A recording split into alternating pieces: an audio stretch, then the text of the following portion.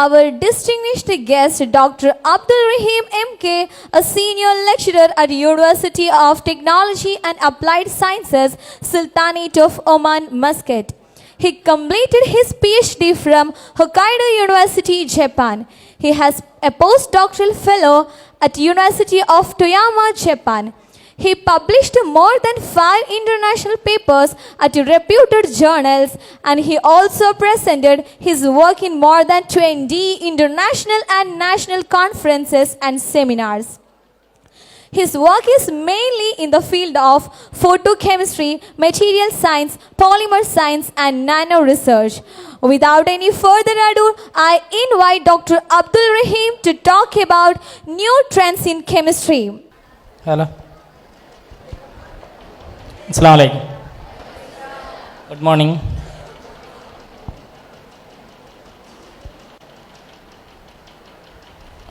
തുടങ്ങല്ലേ?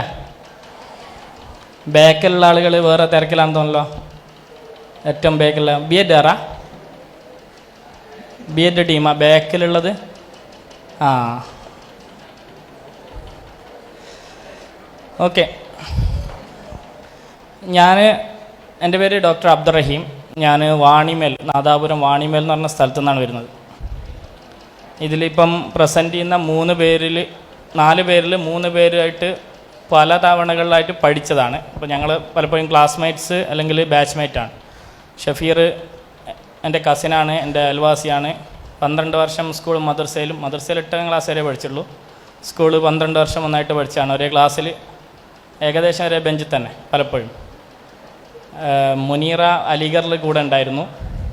വേറെ ഡിപ്പാർട്ട്മെൻറ്റാണ്. നിങ്ങൾ സാധാരണയായിട്ട് ഒരു സയൻറ്റിസ്റ്റ് എന്നുള്ളതിൽ ഒരു സയൻറ്റിസ്റ്റിനെ കാണുമ്പോൾ നിങ്ങളുടെ മനസ്സിൽ വരുന്നൊരു ചോദ്യം ഉണ്ടാവും അല്ലേ? സാധാരണയായിട്ട് ഒരാളെ സയൻറ്റിസ്റ്റ് എന്ന് വിളിക്കുക എന്തിൻ്റെ അടിസ്ഥാനത്തിലാണ്? എന്തിൻ്റെ? കുറച്ച് ഒച്ചത് സംസാരിച്ചോ? പറഞ്ഞോ.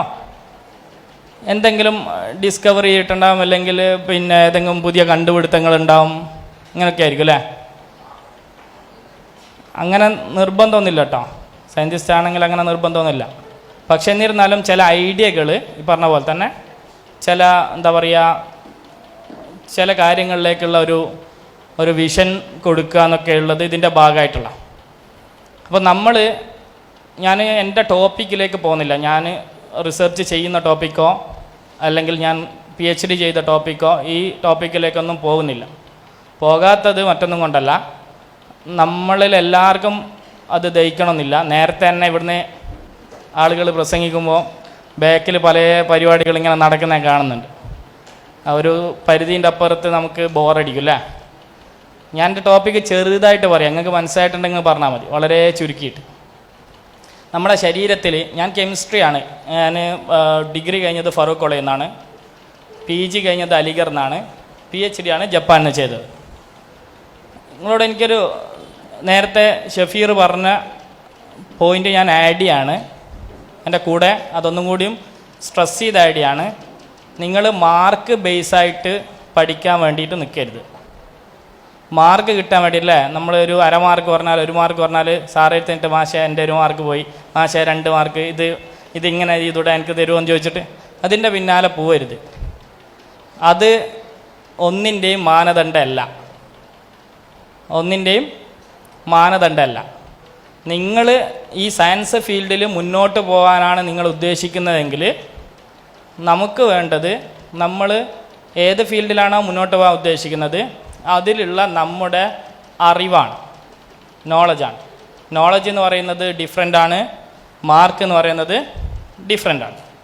ഞാനും ആണെങ്കിലോ ഷഫീർ ആണെങ്കിലൊക്കെ മാർക്ക് വളരെ കുറവാണ്. +2 എനിക്ക് തോന്നുന്നത് ഷഫീറിനും എനിക്കൊക്കെ 70-72 ആ ഒരു % മാർക്കേ ഉള്ളൂ +2. ഇതിൽ 72 മാർക്ക് കിട്ടാത്തവരുണ്ടോ? 70 ഒക്കെ കിട്ടാത്ത ആരെങ്കിലും ഉണ്ടോ? വളരെ കുറവായിരിക്കും അല്ലേ? നമുക്കൊക്കെ ഫുൾ A+ ആയിരിക്കും അധികം അല്ലേ? കൂടുതൽ അങ്ങനല്ലേ? എന്ന് പറഞ്ഞതിന് അർത്ഥം ഫുൾ A+ കിട്ടൂല എന്നല്ല, ഈ പറഞ്ഞ പൊസിഷനിൽ എത്താൻ പറ്റൂല എന്നല്ല. ഞാൻ പറഞ്ഞു വരുന്നത് ആ മാർക്ക് കിട്ടുന്ന ആളുകൾക്ക് പോലും നമ്മൾ ആഗ്രഹിക്കുന്ന ഒരു സ്ഥലത്തേക്ക് എത്താൻ വേണ്ടി പറ്റും. പക്ഷേ അതിന് വേണ്ടത് നമുക്ക് കൃത്യമായിട്ടുള്ളൊരു പ്ലാനിങ് ആണ്. ഞാൻ അതിലേക്കൊക്കെ വരാം. അതിന് മുമ്പേ എൻ്റെ ടോപ്പിക്കിലേക്ക് വരാം. ഈ പറഞ്ഞ പോലെ +2 പഠിക്കുന്ന സമയത്ത് കെമിസ്ട്രി ഞാൻ വളരെ വീക്കാണ്. വളരെ വീക്ക് എന്ന് പറഞ്ഞു കഴിഞ്ഞാൽ എനിക്ക് ഏറ്റവും കുറവ് മാർക്ക് കിട്ടിയ സബ്ജക്റ്റാണ് കെമിസ്ട്രി. പിന്നെ ഡിഗ്രിയിലാണ് ഞാൻ പോയി എത്തിപ്പെട്ടത്. ഡിഗ്രി കെമിസ്ട്രിയിലാണ് എത്തിപ്പെട്ടത്. ഡിഗ്രി കെമിസ്ട്രിയിൽ എത്തിപ്പെടുമ്പോൾ എനിക്ക് ഒരാളെ പരാമർശിക്കാൻ പറ്റില്ല. ഫറൂഖ് കോളേജിലെ പ്രിൻസിപ്പളായിരുന്ന മുബാറക് പാഷ സാർ, ചിലപ്പം ചില ആൾക്കൊക്കെ അറിയായിരിക്കും. ഇന്ദിരാഗാന്ധി നാഷണൽ ഓപ്പൺ യൂണിവേഴ്സിറ്റിയുടെ കഴിഞ്ഞ VC ആയിരുന്ന മുബാറക് പാഷ സാർ. മൂപ്പരാണ് എന്നോട് നിർബന്ധിച്ചിട്ട് ഇനി കെമിസ്ട്രി പഠിക്കുമെന്ന് പറഞ്ഞ് ഇരിപ്പിച്ചത്. പറഞ്ഞത് ഞാൻ ചെയ്ത ടോപ്പിക്ക് നമ്മുടെ ശരീരത്തിൽ, ഞാൻ കെമിസ്ട്രിയാണ് കഴിഞ്ഞെങ്കിലും ഞാൻ ചെയ്ത ടോപ്പിക്ക് നമ്മുടെ ശരീരത്തിൽ കുറേ പ്രോട്ടീൻസ് ഉണ്ട്. നിങ്ങൾക്കറിയാം ഏതെങ്കിലും പ്രോട്ടീൻസിൻ്റെ പേരറിയാം ശരീരത്തിലുള്ള? അതിലൊരു പെർട്ടിക്കുലർ പോട്ടെ, ഞാൻ പറഞ്ഞത് നമുക്ക് നോളജ് ഉണ്ട്, നിങ്ങൾ പഠിച്ചിട്ടുണ്ട് പ്രോട്ടീൻസ് നമ്മുടെ ശരീരത്തിലുള്ള. പക്ഷേ എല്ലാ പ്രോട്ടീൻസിൻ്റെ പേരൊന്നും നമുക്ക് ഓർമ്മ ഉണ്ടാവില്ല. കാരണം നമ്മൾ പഠിക്കുന്നത് പരീക്ഷയ്ക്ക് വേണ്ടിയാണെന്നല്ലോ. അതിന് ശേഷം നമ്മൾ ഓർമ്മിക്കേണ്ട ആവശ്യമില്ലല്ലോ അല്ലേ? അപ്പോൾ അതുണ്ടാവില്ല. അപ്പോൾ ഈ പ്രോട്ടീൻസിലൊരു പ്രത്യേകതരം കാറ്റഗറി പ്രോട്ടീൻസാണ്. അതിനെ മോട്ടോർ പ്രോട്ടീൻസ് എന്നാണ് പറയാം. എന്താ പറയുക? Motor proteins.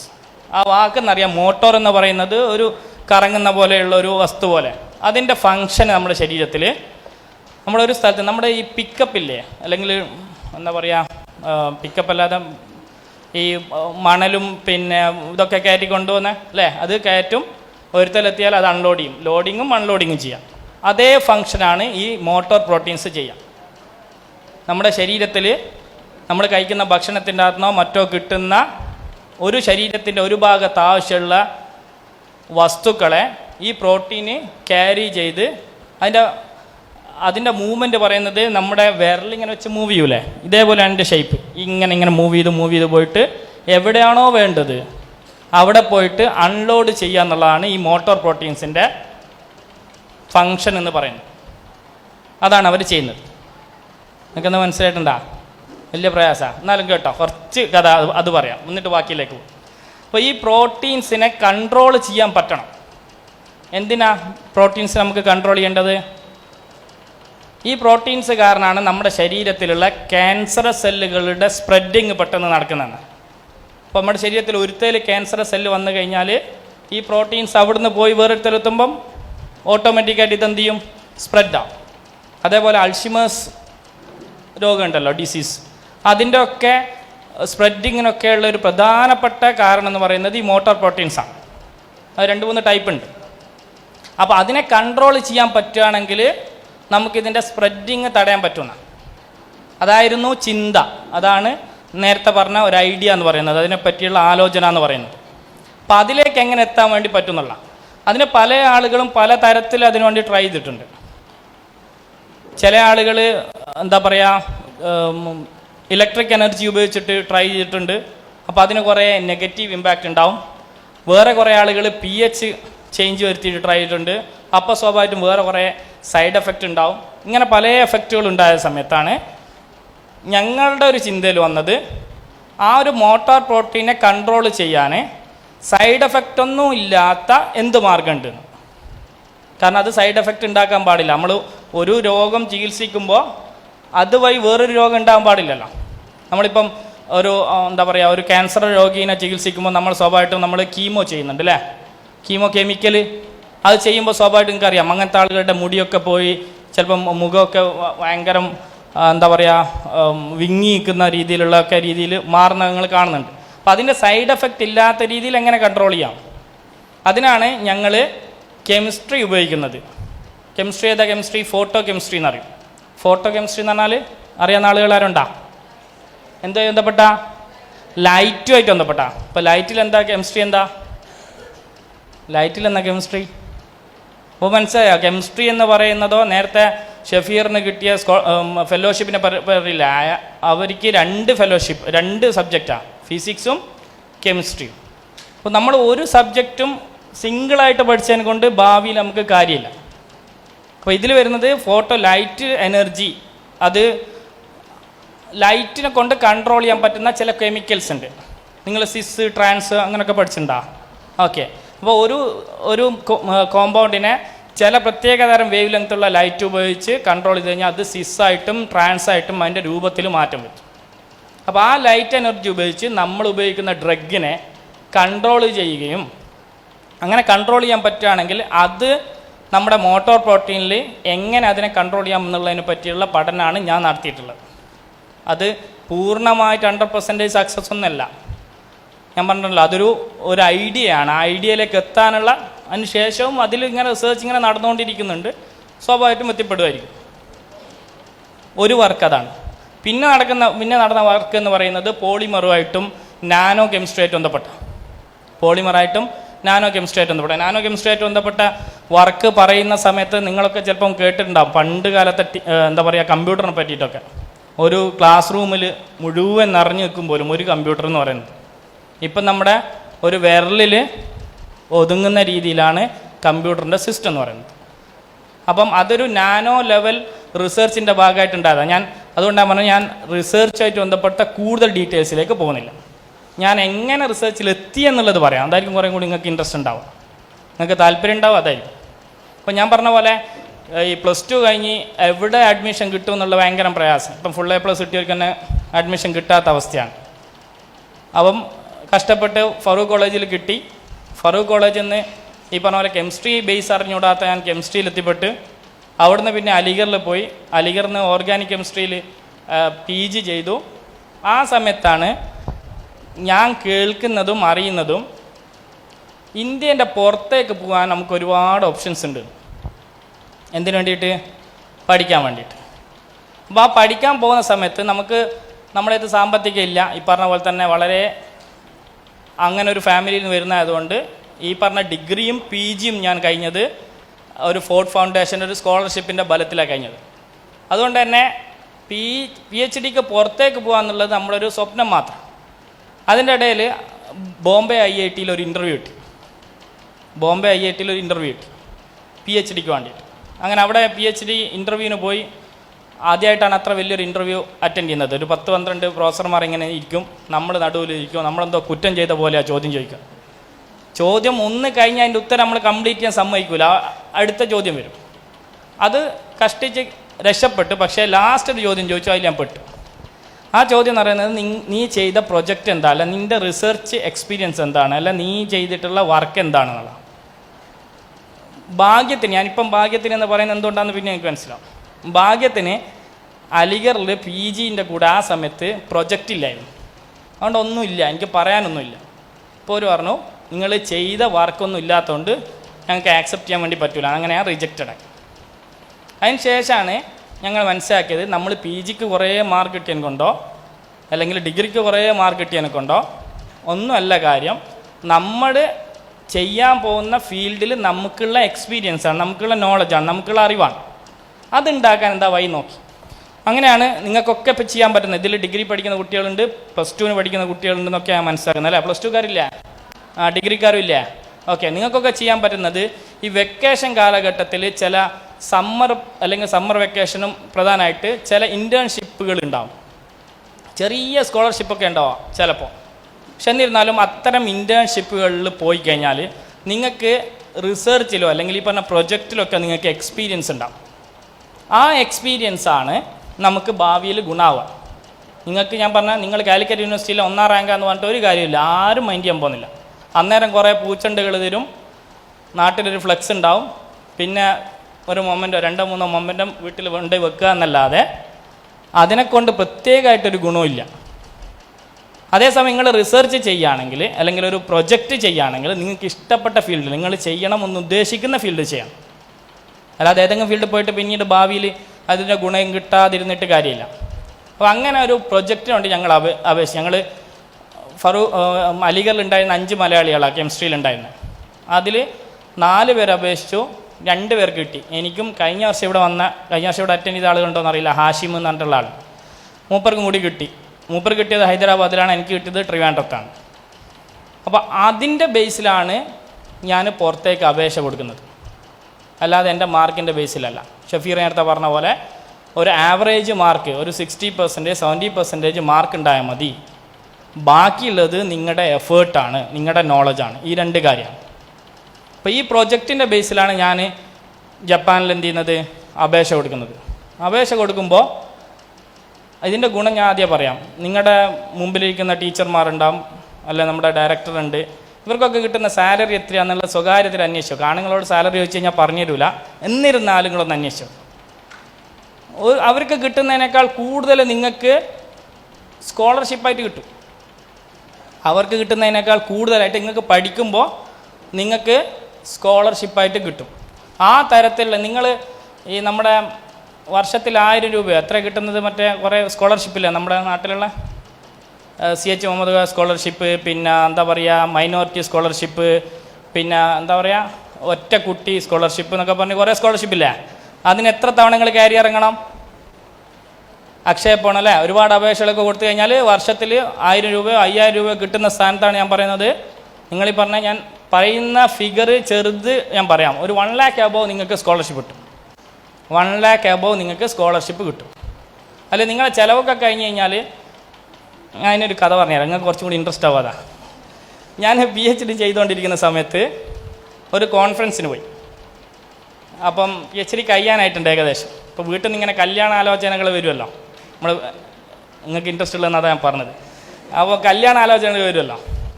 അപ്പോൾ കല്യാണം കഴിക്കണമെന്ന് ഇങ്ങനെ പറയുന്നുണ്ട്. ഞാനാണെങ്കിൽ ഒരു മസിലിട്ട് പിടിച്ചിങ്ങനെ നിൽക്കുക. അപ്പോൾ ഈ കോൺഫറൻസിന് പോകുന്ന മെയിനായിട്ട് അറിയാം, ചെറിയ എന്തെങ്കിലും 1 മണിക്കൂർ 2 മണിക്കൂർ നമുക്കുള്ള ഇൻഫർമേഷൻ അവിടെ നിന്ന് ഉണ്ടാവും. ബാക്കി നമ്മൾ മെയിൻ നമ്മളെ ടാർഗറ്റ് ഫുഡാണ്, പിന്നെ ആ സ്ഥലം കാണലാണ്. ഈ 2 ആണ് നമ്മളെ ടാർഗറ്റ്. അപ്പം അങ്ങനെ ഫുഡ് കഴിച്ചുകൊണ്ടിരിക്കുമ്പോൾ ഒരു മൂലക്കുന്ന് ഒരു നല്ല തട്ടായിട്ട് നല്ലൊരു മുസ്ലിം പെൺകുട്ടി ഒരു മൂലക്ക് ഇരുന്നിട്ട് ഒറ്റയ്ക്ക് ഇരുന്ന് ഭക്ഷണം കഴിക്കുന്നു.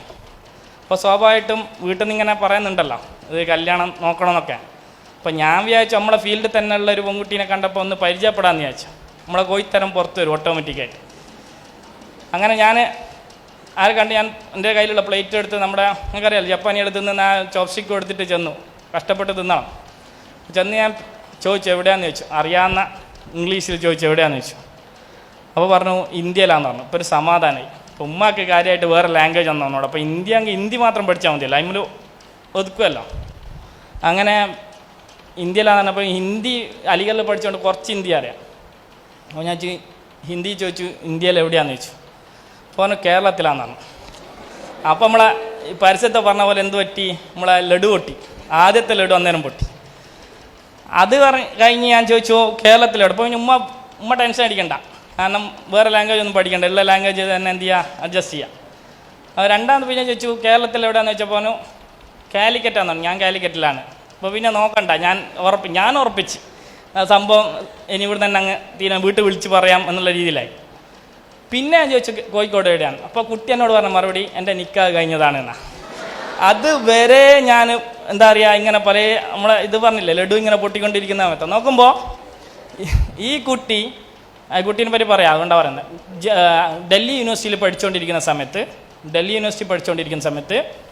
ഡിഗ്രി കഴിഞ്ഞ് PG സമയത്ത് അവർ പ്രൊജക്റ്റ് ചെയ്തതാണ്. അവർ പ്രൊജക്റ്റിന് അവർ സെലക്ട് ചെയ്ത് അവർ അപ്ലൈ ചെയ്ത് കിട്ടിയ സ്ഥലം എന്ന് പറയുന്നത് ജപ്പാനിലാണ്.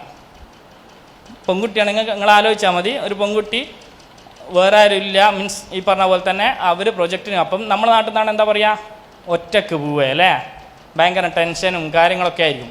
പക്ഷേ നിങ്ങൾക്ക് ഉറപ്പുവരാൻ പറ്റുന്നത് നമ്മൾ വരുന്ന വഴിക്കൊക്കെ പറഞ്ഞൊരു കാര്യമാണ്, നമ്മുടെ വീട്ടിൻ്റെ ഉള്ളിൽ കിട്ടുന്നതിനേക്കാളും സേഫ്റ്റി നമുക്ക് കിട്ടുന്നൊരു സ്ഥലമാണ് അവിടുത്തെ ടൗണുകൾ അല്ലെങ്കിൽ അവിടുത്തെ സിറ്റികൾ എന്നൊക്കെ പറയുന്നത്. അപ്പോൾ അങ്ങനത്തെ പഠിക്കുന്ന കുട്ടി അവൾ പ്രൊജക്റ്റ് കഴിഞ്ഞിട്ട് അതിൻ്റെ ഒരു പ്രസൻറ്റേഷൻ വന്നത് അവിടെ.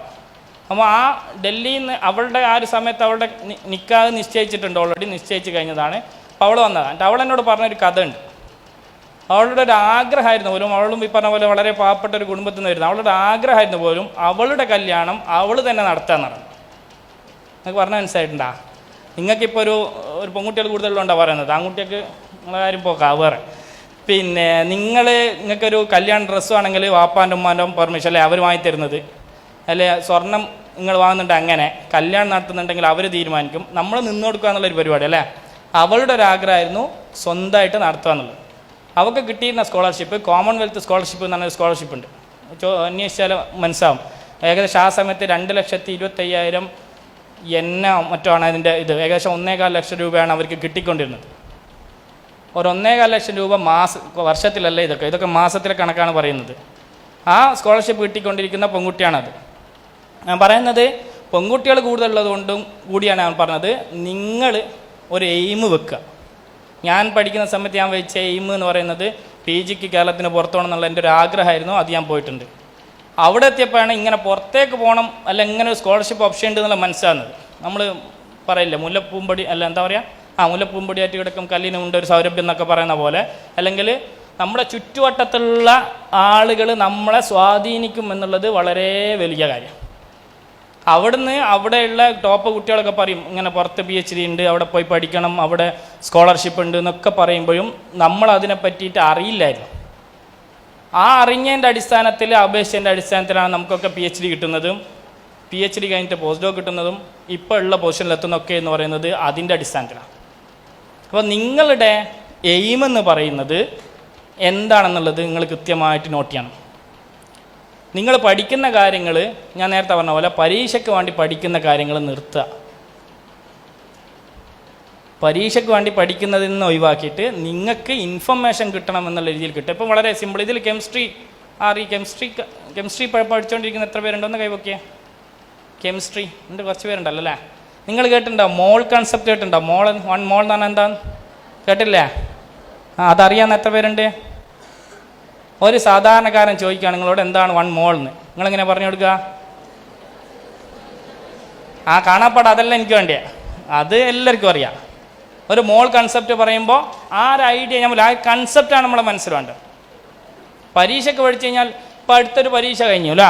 കാലിക്കറ്റ് യൂണിവേഴ്സിറ്റിൻ്റെ ആണെങ്കിൽ പരീക്ഷ കഴിഞ്ഞിട്ടുണ്ട്, +1 ആണെങ്കിൽ കഴിഞ്ഞിട്ടുണ്ട്. നിങ്ങൾക്ക് അറിയില്ലല്ലോ ഏതാ ചോദ്യം വരികയെന്ന് മുമ്പേ? ഇല്ലല്ലോ. നിങ്ങൾക്ക് ചോദ്യപേപ്പർ കിട്ടിയപ്പോൾ നിങ്ങൾക്കൊരു മാർക്ക് കിട്ടിയില്ലേ? ഇപ്പോൾ ഉദാഹരണത്തിന് 100-ൽ 70 കിട്ടിയെന്ന് കരുതുക. ഇപ്പോൾ അതേ ക്വസ്റ്റ്യൻ പേപ്പർ തരികയാണ്, നിങ്ങൾക്ക് ഇപ്പോൾ അറിയാം ഏതാ ക്വസ്റ്റ്യൻ വരിക എന്നുള്ളത്. നിങ്ങളോട് പരീക്ഷ എഴുതാൻ പറഞ്ഞു കഴിഞ്ഞാൽ നിങ്ങൾക്ക് എത്ര മാർക്ക് കിട്ടുമോ? അത്ര കിട്ടുമോ അതിൽ കുറവ് കിട്ടുമോ? കൂടുതൽ കിട്ടുമെന്ന് പറയുന്ന ആളാരാ? കളവ് പറയുന്ന ആരാ നോക്കണം? ഇല്ല. അത് ഞാൻ പറയുന്നത് നമ്മൾ പഠിക്കുന്നതിൽ ഈ പറഞ്ഞ പോലെ ഇൻ്റർവ്യൂവിൽ ചോദിക്കുക നിങ്ങളോടും നിങ്ങൾക്ക് ഇത്ര മാർക്ക് കിട്ടി അല്ലെങ്കിൽ എന്ത് കിട്ടിയെന്നല്ല. നിങ്ങൾക്ക് ബേസിക് ആയിട്ടുള്ള നോളജ് ഉണ്ടോ? ഈ സബ്ജക്റ്റ് നോളജ് ഉണ്ടോ? നിങ്ങൾ ഈ സബ്മിറ്റ് ചെയ്യുന്ന പ്രൊജക്റ്റിൽ നിങ്ങൾക്ക് നോളജ് ഉണ്ടോ? നിങ്ങൾ ചെയ്യുന്ന വർക്കിൽ നിങ്ങൾക്ക് നോളജ് ഉണ്ടോ? ഇതിലൊക്കെ നിങ്ങൾക്ക് നോളജ് ഉണ്ടോ എന്നുള്ള കാര്യം മാത്രമേ അവർ നോക്കുന്നുള്ളൂ. അപ്പോൾ ആ നോളജ് എങ്ങനെ കിട്ടാം എന്നുള്ളതിനെ പറ്റിയിട്ട് അല്ല അതെങ്ങനെ നമുക്ക് നേടിയെടുക്കാം, അല്ലെ നമ്മുടെ മനസ്സിലെങ്ങനെ നിർത്താം ഈ പറഞ്ഞ നോളജുകളൊക്കെ, അല്ലെ നമ്മുടെ ഐഡിയ നമ്മുടെ മനസ്സിൽ നിർത്താം എന്നുള്ളതിനെ പറ്റിയിട്ടാണ് നമ്മൾ കൂടുതൽ ചിന്തിക്കേണ്ടത്. അതിനെന്താ നമ്മുടെ മുമ്പിൽ വഴി എന്നുള്ളത്. ആ വഴി തേടിക്കഴിഞ്ഞാൽ നിങ്ങൾ ഈ പറഞ്ഞ എളുപ്പത്തിൽ നിങ്ങളുടെ ലക്ഷ്യസ്ഥാനത്ത് നിങ്ങൾക്ക് എത്താൻ വേണ്ടി പറ്റും എന്നുള്ളത് തന്നെയാണ് എൻ്റെ ഒരു അനുഭവത്തിൽ എനിക്ക് പറയാനുള്ളത്. ഞാൻ മനസ്സിലാക്കിയ ആളുകളൊക്കെ എന്ന് പറയുന്നത് എൻ്റെ കൂടെയുള്ള ഷഫീർ ആണെങ്കിലും അല്ലെങ്കിൽ ഇവരൊക്കെ ആണെങ്കിലും ഇവരൊക്കെ എന്ന് പറയുന്നത് ആ ഒരു സബ്ജക്റ്റിലുള്ള അവരുടെ നോളജാണ് ഇമ്പോർട്ടൻറ്റ്. ചിലപ്പോൾ അവരോട് കെമിസ്ട്രിയിലെ വേറെ ഭാഗം ചോദിച്ചു കഴിഞ്ഞാൽ ചിലപ്പോൾ അവർക്ക് മനസ്സിലാവില്ല, ചിലപ്പോൾ ഒന്നും അറിയില്ലായിരിക്കും. എൻ്റെ ചോദിക്കും നിങ്ങൾ PhD കഴിഞ്ഞല്ലേ കെമിസ്ട്രിയിൽ നോക്കും. PhD കഴിയുക എന്ന് പറഞ്ഞു കഴിഞ്ഞാൽ അതിൽ ഒരു എൻസൈക്ലോപീഡിയ ആവുക എന്നല്ല അർത്ഥം. നമ്മുടെ ഫീൽഡിൽ ചിലപ്പോൾ എൻസൈക്ലോപീഡിയ ആവുക എന്നുള്ള. കെമിസ്ട്രി എന്ന് പറയുന്ന മൊത്തത്തിലല്ല, അത് കുറേ ഭാഗങ്ങളുള്ളതാണ്. അപ്പോൾ ആ ഒരു ഐഡിയനെ പറ്റി ആലോചിക്കാം. ഞാൻ ലാസ്റ്റ് ഒരു കാര്യം കൂടി പറഞ്ഞാൽ നിർത്താം. പിന്നെ നിങ്ങൾക്ക് എന്തെങ്കിലും ചോദിക്കാനുണ്ടെങ്കിൽ പറയാം, അതായിരിക്കും തോന്നുന്നു. ഏകദേശം സമയം അതിനനുസരിച്ച് ആയിട്ടുണ്ട്. ഞാൻ കഴിഞ്ഞ വർഷം ഒരു പ്രൊജക്റ്റ് ചെയ്യാൻ വേണ്ടി നോക്കുമ്പോൾ നമ്മുടെ ചക്കയായിട്ട് ബന്ധപ്പെട്ട്, നമ്മുടെ ചക്ക ഉണ്ടല്ലോ, ചക്ക അറിയില്ല, ചക്കയായിട്ട് ബന്ധപ്പെട്ടൊരു പ്രൊജക്റ്റ് ചെയ്യാൻ വേണ്ടി നോക്കിയതാണ്. ഞാൻ വിചാരിച്ചു ആരും ഒന്നും വർക്കൊന്നും ചെയ്തിട്ടുണ്ടാവില്ല, അതിലെന്താണ് ഇത്ര കാരണം നിങ്ങൾക്കറിയായിരിക്കും ചില വർക്കുകളുണ്ട്. ഇപ്പോൾ ഉദാഹരണത്തിന് നമ്മുടെ കാറിൻ്റെ ഒക്കെ ഗ്ലാസ്സുകളുണ്ടല്ലോ, അത് ഇപ്പം നമ്മുടെ ഇന്ത്യയിൽ തന്നെയാണ് കൂടുതലും വൈപ്പർ ഉപയോഗിക്കുന്നത് വെള്ളം ഒഴിവാക്കാൻ വേണ്ടിയിട്ട്. പല രാജ്യങ്ങളിലും വൈപ്പർ ഇല്ലാത്ത ഗ്ലാസ്സുകളാണ്. കാരണം അതിലുള്ള കോട്ടിംഗ് എന്ന് പറയുന്നത് നമ്മുടെ വെള്ളില, നിങ്ങളെന്താ പറയുക ഇവിടെ തന്നെയല്ലേ, വെള്ളിലാന്ന് തന്നെയല്ലേ, അത്രയും ഹൈഡ്രോഫോബിക് ആയിട്ടുള്ള രീതിയിൽ ചെയ്ത് വെള്ളം അതിൽ വീണ് കഴിഞ്ഞാൽ അത് വൈപ്ഡായി പോകുന്ന രീതിയിലാണ് അതിൻ്റെ സെറ്റിംഗ് എന്ന് പറയുന്നത്. ഇപ്പോൾ നാച്ചുറൽ ആർന്ന് കിട്ടുന്നവർ അതേപോലെ നമ്മുടെ ഈ ചക്കയുടെ കുരു ഉണ്ടല്ലോ, അതിൻ്റെ പോറസ്, അതിൻ്റെ സൈസ്, അതിൻ്റെ ഉള്ളിലുള്ള ചെറിയ പോറസ് സൈസ് എന്ന് പറയുന്നത് നല്ല അഡ്സോപ്ഷൻ തരുന്നൊരു കാര്യമാണ്. അഡ്സോപ്ഷനും അബ്സോപ്ഷനൊക്കെ കേട്ടിട്ടുണ്ടാവുമെന്ന് വിചാരിക്കുന്നത്. അഡ്സോപ്ഷൻ ഏറ്റവും നല്ലൊരു ഒന്നാണ് ഈ ചക്കയുടെ ഈ ഡ്രൈ ആയിട്ടുള്ള ഭാഗം എന്ന് പറയുന്നത്. അപ്പോൾ അതിലെന്തെങ്കിലും ചെയ്യാമെന്ന് കരുതിയിട്ടാണ് അതിൽ ഈ പറഞ്ഞ ഹെവി മെറ്റൽസിനെ അഡ്സോർബ് ചെയ്യാനുള്ള ഒരു പ്രൊജക്റ്റിന് വേണ്ടിയിട്ടാണ് ഞാൻ ശ്രമിച്ചത്. ഞാൻ ചുമ്മാ നമ്മൾ ഗൂഗിളിൽ കയറി ചെയ്ത് നോക്കുമ്പോൾ അതൊക്കെ ഇപ്പം ആളുകൾ ചെയ്തിട്ടുണ്ട്, അല്ലെ ചെയ്തു തുടങ്ങിയിട്ടുണ്ട്. അതിനൊക്കെ ഒരുപാട് മേഖലകൾ ഇനിയുണ്ട്, അത് വേറെ വിഷയം. ഞാൻ പറയുന്നത് നമ്മുടെ മുമ്പ് കാണുന്ന ചില നല്ല ഐഡിയകൾ നമുക്ക് നല്ല രീതിയിൽ ഉപയോഗിച്ച് കഴിഞ്ഞാൽ നമുക്കൊരു പ്രൊജക്റ്റായിട്ട് മുമ്പോട്ട് കൊണ്ടുവരാൻ വേണ്ടി പറ്റും. ആ രീതിയിൽ കുറേ ഐഡിയകളും കുറേ കൺസെപ്റ്റുകളൊക്കെ ഉള്ള കുട്ടികളായിട്ട് നിങ്ങൾ വളരട്ടെ എന്ന് ആശംസിക്കുന്നു. നിർത്തുന്നു. അസ്സലാമു അലൈക്കും. Thank you, sir. We enjoyed your insightful and engaging session on the presentation of emerging trends in chemistry.